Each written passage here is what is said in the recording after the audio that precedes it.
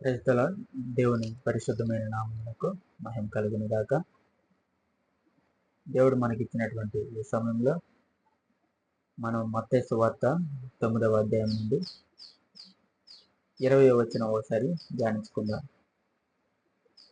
ఆ సమయమున ఇదిగో 12 సంవత్సరముల నుండి రక్తస్రావ రోగము కలిగిన ఒక స్త్రీ, నేను ఆయన పై వస్త్రం మాత్రం ముట్టితే బాగుపడదనని తనలో తాను అనుకుని ఆయన వెనుకకు వచ్చి ఆయన వస్త్రపు చెంగు ముట్టెను. ఇక్కడ ఇది అందరికీ తెలిసినటువంటి స్టోరీనే. ఏంటి అంటే రక్తస్రావ రోగం కలిగినటువంటి స్త్రీ గురించి ఇక్కడ వాక్యం మనకి చెప్తా ఉంది. ఈ వాక్యం ద్వారా మనం ఏం తెలుసుకోవాలి అంటే, ఆ స్త్రీ ఏం చేసిందంటే ముందుగా తన దృష్టి అంతటా కూడా యేసుక్రీస్తు వారి మీద తన దృష్టి నిలిపింది. తర్వాత తనేం చేసింది, ఆయన మీద విశ్వాసం ఉంచింది. ఆ విశ్వాసాన్ని బట్టి ఆమె తన దేవుని చుట్టూ గుంపులు గుంపులుగా జనం ఉన్నప్పటికీ కూడా తనలో ఉన్నటువంటి ఆ విశ్వాసం ద్వారా తను ఎలాగైనా ఆయన ముట్టాలి, ఈరోజు నేను ఎలాగైనా కానీ ఈ వ్యాధి నుండి విడుదల పొందాలని చెప్పేసి వాళ్ళందరూ చుట్టూ ఉన్నప్పటికీ కూడా తన విశ్వాసాన్ని గట్టిగా పట్టుకొని దేవుని మీద దృష్టి నిలిపి వాళ్ళందరిలో పక్కకు నెట్టుకుంటూ వెళ్ళిపోయి దేవుని యొక్క వస్త్రపు చెంగును ముట్టింది. నిజంగా చెప్పాలంటే ఇక్కడ దేవుని వస్త్రపు చెంగనే కాదు, అది వాళ్ళు యూదులు నడికట్టు ఒకటి కట్టుకుంటారు. ఇక్కడ యేసుక్రీస్తు వారికి కూడా ఒకటి ఉంది. అక్కడ ఆ నడికట్టుకు సంబంధించిన దారాలు లాంటివి చెంగుల్లాగా వేలాడుతూ ఉంటాయి. ఆమె ఆ చెంగులను పట్టుకుంది, ఇంకా ఆయన వస్త్రాన్ని కూడా ముట్టుకోలేదు. ఆయన చెంగులను పట్టుకున్న వెంటనే ఎప్పుడైతే ఆమె విశ్వాసంతో ఆయన చెంగును పట్టుకుందో ఆ ప్రభావం అనేది ఆ విశ్వాసం ద్వారా ఆమెలో పనిచేసి ఆమెకు స్వస్థతనిచ్చింది. నిజంగా ఇక్కడ చెప్పాలి అంటే యేసుక్రీస్తు వారు తన వద్దకు వచ్చే వారికి అన్నీ ముందుగానే సిద్ధపరిచి ఉంచాడు. కానీ మనం వాటిని ఆత్మీయ దృష్టిలో చూడాలి, ఆత్మ దృష్టిలో చూడాలి, విశ్వాసంతో చూడాలి.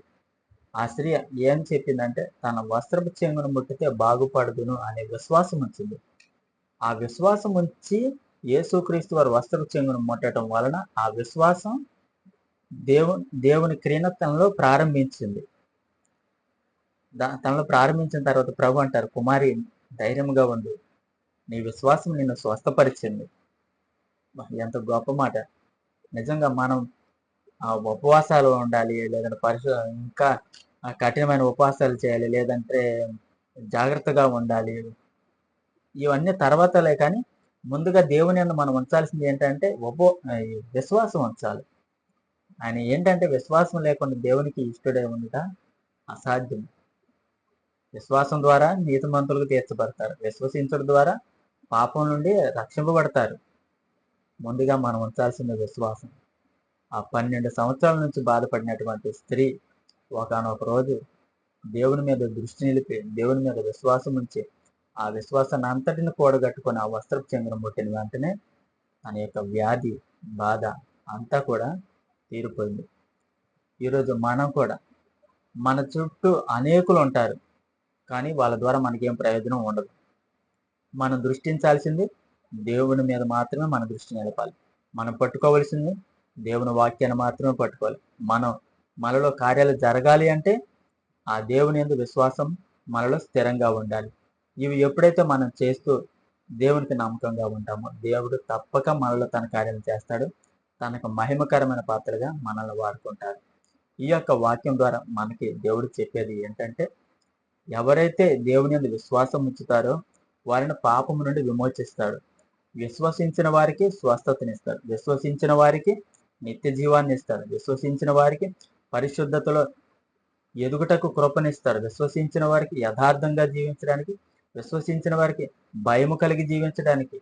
ఇవన్నీ కూడా విశ్వాసం ఉంచుట ద్వారా ఇవన్నీ కూడా దేవునిలో మనం పొందుకుంటాం. ఈ పొందుకున్న ప్రతి ఒక్క క్రియ ద్వారా మనం దేవుని మహిమపరచాలి. ఆ స్త్రీ స్వస్థత పొందుకున్న తర్వాత వెంటనే తన వెనుక తిరిగి వెళ్ళిపోకుండా దేవుడు ఎవరు నా వస్త్రాన్ని ముట్టారు, ఎవరైనా ఆగినప్పుడు ఆ స్త్రీ నేనే ప్రభు, నేనే నీ వస్త్రాన్ని ముట్టిందని చెప్పేసి తనకు జరిగిందంతా చెప్పినప్పుడు దేవుడు ఇలాగంటున్నాడు, కుమారి నీ విశ్వాసం నిన్ను స్వస్థపరిచింది. ఈ వాక్యం ఉంటున్న ఎవరైనా కానీ విశ్వాసం ఉంచితే పరిశుద్ధతలో ఎదుగుతాం. విశ్వాసం ఉంటే ఆత్మలో బలం పొందుకుంటాం.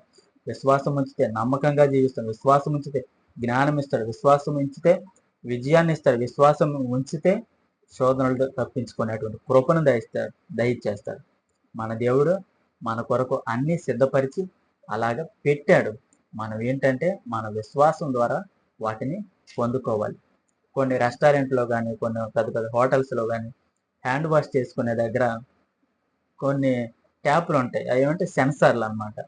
అక్కడ మనం హ్యాండ్ వాష్ చేసుకోవడానికి ఏం తిప్పాల్సిన పని లేదు. మనం చేయి తీసుకెళ్ళి దాని కింద పెట్టినట్టయితే అది ఏంటంటే స్కాన్ కానీ లేదంటే ఆటోమేటిక్గా స్కానర్ అది. ఏం చేస్తామంటే సెన్సార్లు అన్నమాట. సెన్సార్లు అంటారు. మనం ఎప్పుడైతే ఆ ట్యాప్ కింద మనం చేయి పెడతామో ఆ సెన్సార్లు గ్రహించి వెంటనే నీటిని వదిలేస్తాయి. అట్లాగే మనం దేవుని యందు విశ్వాసంతో ఎప్పుడైతే దేవుని యొద్దకు సమీపిస్తామో, దేవుని యొద్దకు నడిచి వస్తామో, అప్పుడు దేవుని పని మనలో ప్రారంభం అవుతుంది. దేవుని క్రియల్లో మన ద్వారా బయటికి వెళ్తా ఉంటాం. కాబట్టి మనం అందరం కూడా దేవుని యందు విశ్వాసం ఉంచుదాం. విశ్వాసం ద్వారా మన జీవితాల్లో కూడా గొప్ప కార్యాలు చూద్దాం. దేవుని కొరకు గొప్ప కార్యాలు చేయటానికి సిద్ధపడదాం. దేవుడి కొద్ది మాటలు మన వెనుకల్లో దీవించిన గాక. ఆమేన్.